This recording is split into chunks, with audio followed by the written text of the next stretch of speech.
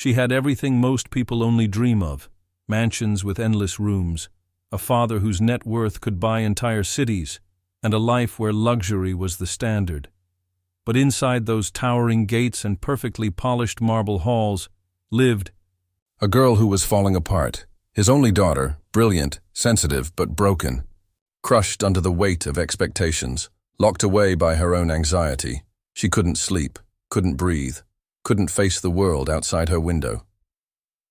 Her father tried everything. Therapists flown in from around the globe, specialists with golden reputations, treatments that cost more than most families earn in a lifetime. Yet nothing worked.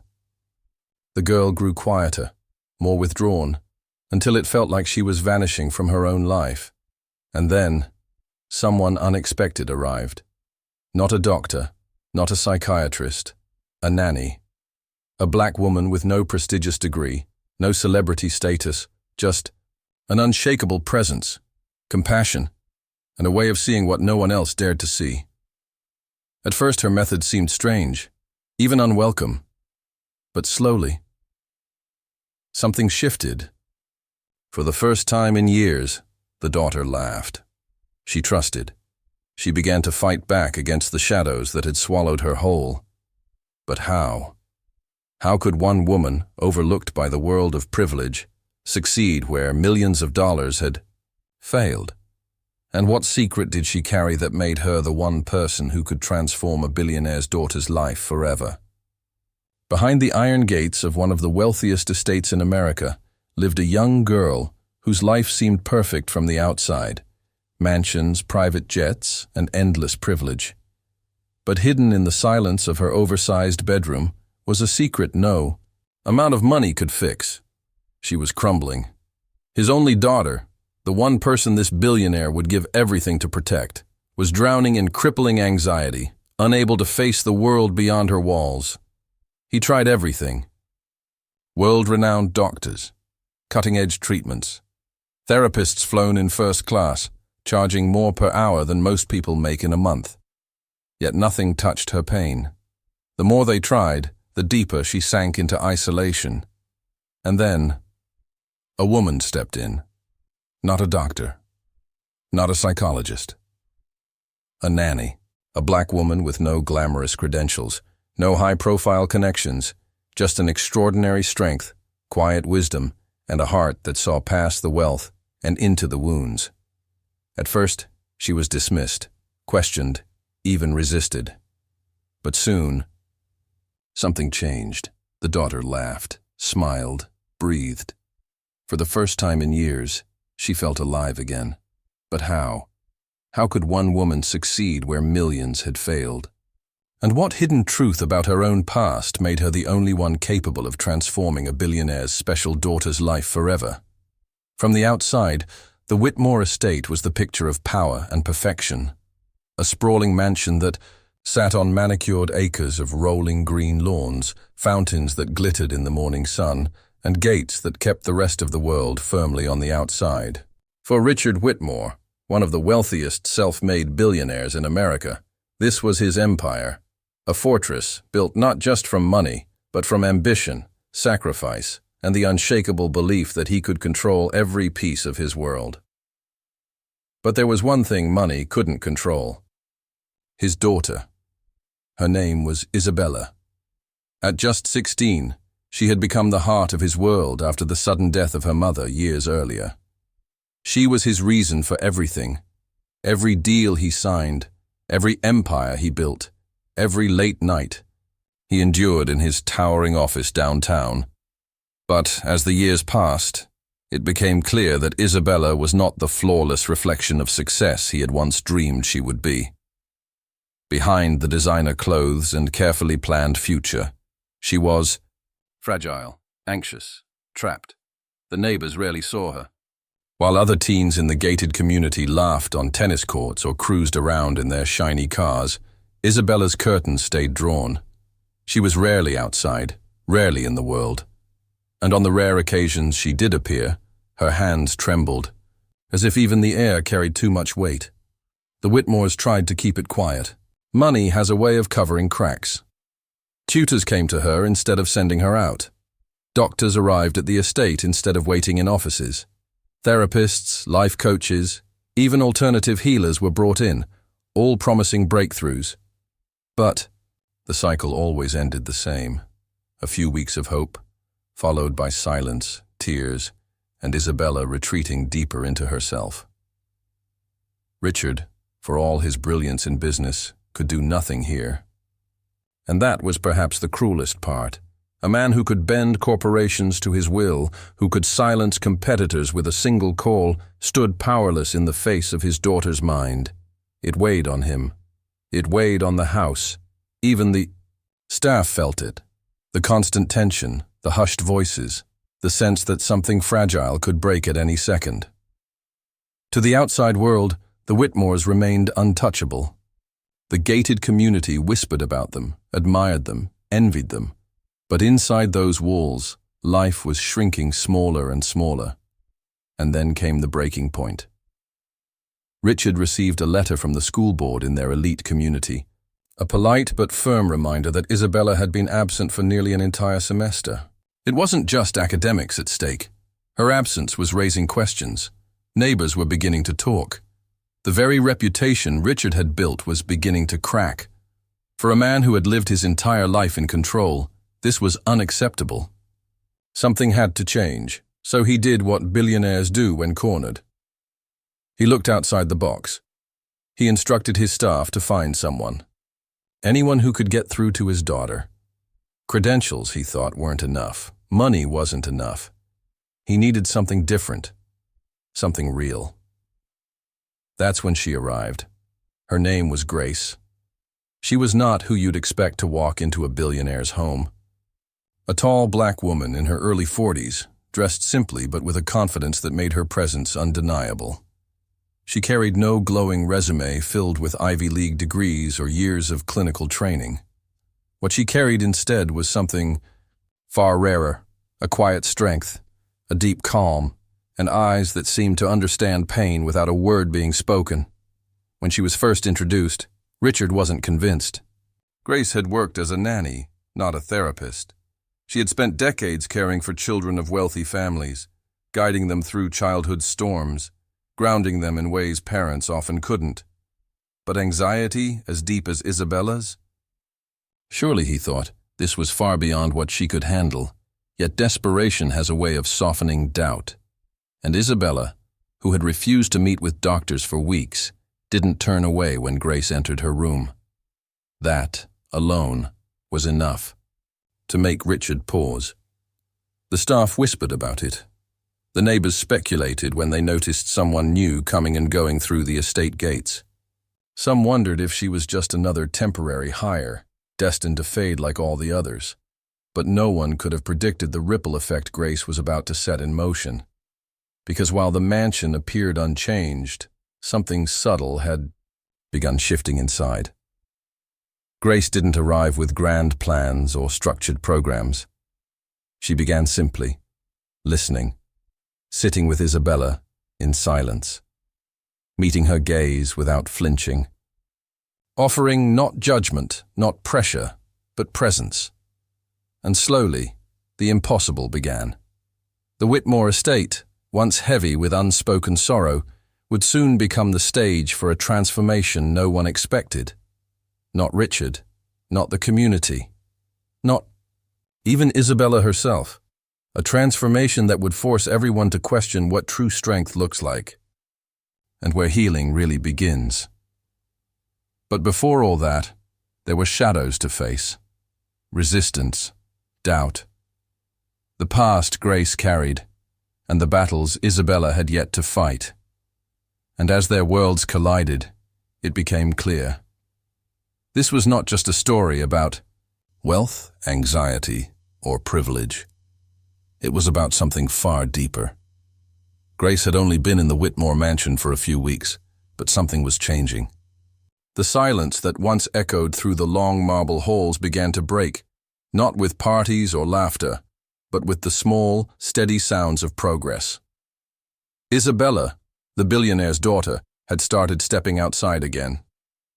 First, just onto the balcony, clutching her notebook against her chest. Then, A few days later, she walked barefoot across the garden lawn, guided by Grace's calm presence. To her father, Richard, these moments felt like miracles.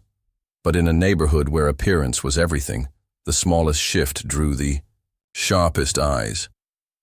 The Whitmores lived inside the most exclusive gated community in the city, a place where wealth didn't just buy square footage, it bought silence, control, and a ruthless kind of conformity. Every blade of grass had to be measured, every paint color pre-approved, and every family was expected to project perfection. When Isabella began to step outside, the neighbors noticed. And with their whispers came something far worse. The HOA at first, it seemed minor. A letter slipped into their mailbox, a friendly reminder that children were not to loiter on the communal green spaces. The irony was sharp. Isabella hadn't been outside for months, and now, her first steps into sunlight were branded as a violation. Grace tried to laugh it off, but Richard didn't. He'd seen this game before. The HOA wasn't simply about lawns and paint. It was about power. The next week, another letter arrived. This time, it was a fine. Unauthorized activity on community property. Grace had been walking with Isabella near the neighborhood's decorative pond, holding her hand as the girl fought her panic attacks step by step. A board member claimed they were disrupting the peace. Richard's blood boiled. His daughter, the child he'd watched crumble under the weight of grief and anxiety, was finally healing, and the very people meant to protect the neighborhood were turning it into another prison. But Grace, she didn't flinch. She told Richard something that stuck in his mind like an ember. They're not after Isabella. They're after control. And when people feel you don't fit their mold, they come for you harder. Those words proved prophetic. Soon the HOA complaints piled up. One board member claimed Isabella's distressed behavior was scaring other children. Another insisted Grace had parked her car 2 inches over the community line, a violation that carried a $300 fine. They were targeting not just Isabella, but Grace herself. It wasn't just paperwork. It became personal. Neighbors began staring when Grace walked Isabella down the block. Conversations fell silent when she entered the small community market. Some even muttered loud enough for her to hear, ugly words about hired help, or suggestions that she didn't belong in a neighborhood like this. For Isabella, already fragile, the tension was crushing. Every letter, every fine, every sideways glare felt like proof that she was a burden. One night, Richard found her sitting on her bedroom floor, rocking back and forth, whispering, "I ruin everything. Even when I try to be normal, I make them hate us." Richard's empire could buy skyscrapers, private jets, even politicians. But here, inside his own neighborhood, he was watching his daughter unravel again. And then came the breaking point. One crisp autumn morning, Grace convinced Isabella to join her for a short walk to the community park. It was early, quiet, and the world seemed calm. Isabella clutched Grace's arm, her breath short but steady. For the first time in months, she laughed. A small sound, but real. That's when the HOA struck.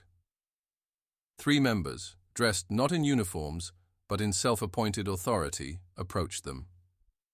They blocked the path, clipboards in hand, with expressions colder than the air. One of them, the president, sneered, "This is not permitted. You're disturbing residents. You need to leave immediately." Isabella froze. Her body shook violently, her face pale as the words cut through her. Grace stepped forward, placing herself between Isabella and the board. Her voice was calm but firm. "She's a child. She's walking in a park.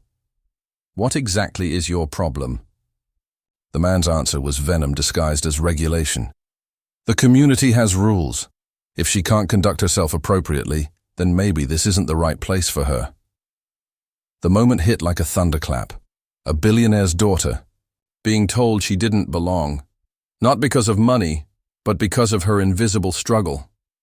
And Grace, standing tall, absorbing the cruelty, refusing to back down. But the damage was done. Isabella's fragile progress collapsed. That night she locked herself in her room, refusing to eat, refusing to speak. The humiliation, the fear, the overwhelming belief that she was an outcast, it consumed her. Richard was furious. He threatened legal action. He called lawyers, demanded meetings, and prepared to dismantle the HOA with his wealth and influence. But Grace stopped him. She told him something he hadn't considered. Money can fight their rules, but it won't heal Isabella. She doesn't need another battle between adults. She needs to see that she isn't broken, that she has power. 2. Richard didn't know how to answer. For the first time in his life, money and force weren't enough, and so the tension thickened. Each day, Isabella fought to stand again. Each day, the HOA tightened its grip with new letters, new threats, new humiliations. Grace became both shield and guide, but even she began to feel the crushing weight. Then, the unthinkable happened. One evening, as Grace and Isabella returned, from a brief walk near the mansion gates, flashing lights appeared. A private security car, hired by the HOA, pulled up. The guard stepped out, hand resting on his holster, and demanded to see identification. Richard's estate, his daughter's life, and Grace's very presence, all reduced to suspicion, intimidation, and control. The guard's words were simple but chilling. "We've had reports. She doesn't belong here." For Isabella, it was the final straw. Her chest heaved, her knees buckled, and she collapsed into Grace's arms. And right there, in the middle of the richest neighborhood in the city, the battle lines were drawn. Grace tightened her hold, staring down the so-called authority. Her voice didn't waver. "She belongs more than you ever will." The night of the community hearing was cold, sharp, and heavy with tension. Every homeowner had been summoned. The HOA board had arranged the meeting in the grand clubhouse, the same pristine chandelier-lit room where neighbors once gathered for holiday dinners and wine tastings. But tonight, the air buzzed with something far darker. Richard Whitmore, billionaire, mogul, and the man who built half the skyline, walked in with his daughter by his side. Isabella clung to Grace's hand, her knuckles pale, her chest rising and falling in nervous gasps. She hadn't wanted to come. Her anxiety had screamed at her to stay hidden in her room. But Grace had whispered something that pierced through. The fear. "They want you silent. If you stand here today, even shaking, even terrified, you win." The room fell silent when the Whitmores entered. Every eye shifted to them. The whispers started almost immediately, clipped phrases dripping with judgment. "Why bring her? This isn't appropriate. She'll cause a scene." And at the front of the room, the HOA president, Gerald Hensley, tall, silver-haired, with the smug arrogance of a man who'd built his power on intimidation, straightened his tie and smirked. Tonight was supposed to be the night he finally broke them. He rapped his gavel, calling the room to order. His voice was smooth but razor-edged. "Tonight we address repeated violations by the Whitmore household, disruptions, unauthorized use of property, a pattern of behavior that undermines the peace of this community." Richard's jaw tightened. He opened his mouth to speak, but Grace touched his arm, shaking her head. This wasn't his fight to lead. Gerald continued, his words like venom. "This neighborhood was built on order, on standards. Yet what do we see? A child, uncontrolled, disturbing residents, a nanny inserting herself where she does not belong. We must ask, is this household fit for our community?" Gasps rippled through the crowd. Isabella's breathing hitched. She squeezed Grace's hand so hard it hurt, and then Grace stood, slowly, deliberately, with every eye in the room following her. Her voice was calm, low, but it carried. "You've made this about rules, But this isn't about lawns or parking spaces. This is about cruelty, about fear, about a board that hides behind regulations to cover its prejudice. Gerald's face twisted. You are out of line. You are… But Grace didn't stop. She stepped forward, her voice rising. You talk about peace, about order. But what you've done is target a child, a girl who has fought every day just to breathe, just to step outside, just to find the courage to live again. And you tried to shame her for it. You tried to turn her illness into a violation. Tell me, Gerald, what part of the handbook gives you that right? The room stirred. Some neighbors shifted uncomfortably. Others avoided Grace's eyes. Gerald slammed his gavel. This is not your platform. You are hired help. You don't have authority here. And that's when Grace's voice cut like a blade. I'm not just a nanny. The room froze. Even Richard's head snapped toward her. Grace's eyes locked on Gerald. I am a licensed behavioral therapist. I have spent years working with children who fight battles you will never see. And yes, I took this job to care for Isabella. Not because of the mansion, not because of the money, but because I saw a child being destroyed. Not by her illness, but by the silence of those around her. A ripple went through the crowd. Whispers turned to murmurs. For the first time, Gerald's confidence faltered. Grace took another step forward, her words ringing with fire. And you know what else? I'm also a federal consultant. I've worked alongside agencies to protect vulnerable children from abuse and neglect. And what I see here, she gestured at the board, at Gerald, at the smug faces staring down, is nothing short of psychological abuse disguised as neighborhood management. The room erupted. Some neighbors gasped audibly, others clapped. A few even shouted in agreement. Gerald's face turned crimson. He tried to shout over the chaos. She's lying! She's trying to… But then Richard rose. His voice thundered across the room, commanding silence. Everything she says is true, and I have the documents to prove it. Her credentials, her record, her work. Unlike you, Gerald, Grace doesn't hide behind rules. She protects lives. Gerald's mask cracked. His lips trembled, his hand clutching the gavel so tightly it shook. He tried one last strike, one last desperate move. This isn't about her. This is about the HOA's right to enforce. But Grace cut him off, her words final and sharp as steel. The clubhouse doors opened to the cold night, but for Isabella, it felt like stepping into sunlight for the first time in years. The meeting was over, Gerald's power shattered, and the HOA board stripped of its grip. Neighbors who had once whispered behind closed doors now approached Richard and Grace with tears in their eyes, offering apologies, support, and promises of change. But Isabella wasn't watching them. She was looking at her own hands.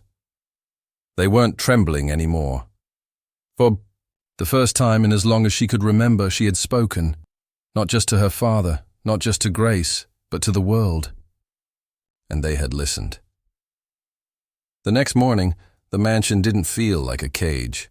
Sunlight streamed through the tall windows as Isabella sat at the breakfast table, her sketchbook open. She hadn't drawn in weeks. Anxiety had stolen her colors. But now, slowly, her pencil moved across the page, a shaky line, then another, until shapes began to emerge. Grace entered quietly, carrying a tray of tea. She paused at the sight of the sketchbook. "Something new?" she asked softly. Isabella glanced up, her cheeks flushing. She nodded. It's the clubhouse," she whispered, "but with flowers and light. Not so cold." Grace smiled, her chest tightening with pride. "That's beautiful, Bella." Richard walked in moments later, his suit jacket slung over his arm. But when he saw his daughter at the table, drawing, calm, present, he stopped in his tracks. His powerful frame seemed to soften. For once, the billionaire looked like just a dad, humbled by the simplest, purest sight, his daughter healing. He placed a hand on her shoulder. "I'm proud of you," he said, his voice thick. Isabella smiled faintly, and though it was small, it was real. In the days that followed, change rippled through the community. The HOA board was restructured. Rules were rewritten, this time with compassion. The neighbors who once judged from behind manicured hedges began to wave when they passed the Whitmore's gates. Some even stopped by with flowers and cards, embarrassed by their silence but eager to make amends. But the greatest transformation wasn't in the neighborhood. It was in Isabella. With Grace by her side, she began venturing out more. At first, just short walks along the garden path. Then trips to the corner cafe. Each step was a victory, each moment a rebellion against the fear that once chained her. Grace celebrated every milestone like a triumph. She never rushed Isabella, never pushed her too hard. Instead, she reminded her that healing wasn't about speed. It was about courage. One evening, as the sun dipped behind the rows of perfect identical houses, Isabella stood at the edge of the driveway. She was holding Grace's hand, her sketchbook tucked under her arm. Her father stood nearby, watching with quiet pride. "Do you want to try?" Grace asked gently. Isabella's chest rose and fell. She nodded. Then, slowly, she let go of Grace's hand and stepped forward, out onto the sidewalk, into the open world. She looked back once, her eyes wide, her lips trembling. But Grace was smiling, steady, unshakable. And Isabella took another step. It was small. It was simple, but it was everything. Weeks later, Richard hosted a small gathering at the mansion. Not a lavish gala, not a display of wealth, but a community dinner. Tables were set in the backyard, strung with warm lights. Neighbors came, together, not as rivals or critics, but as people finally ready to listen. Grace moved through the crowd with ease, her presence commanding respect in a way no title ever could. And at the center of it all sat Isabella, not hiding, not trembling, but smiling. She shared her drawings with a few children her age, shyly explaining the colors, the lines, the feelings behind them. To her surprise, they listened. They didn't laugh. They didn't judge. They asked her questions, and she answered. Richard watched from afar, his chest tight.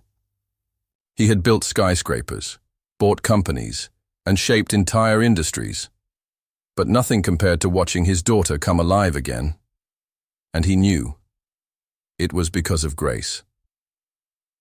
Later that night, when the last guests had left, Richard found Grace in the quiet of the garden.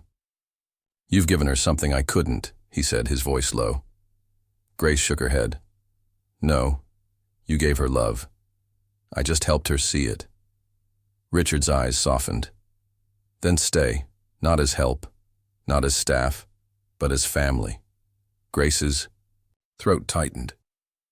She looked toward the mansion, where Isabella sat in the window, sketching beneath the glow of her lamp. And she nodded.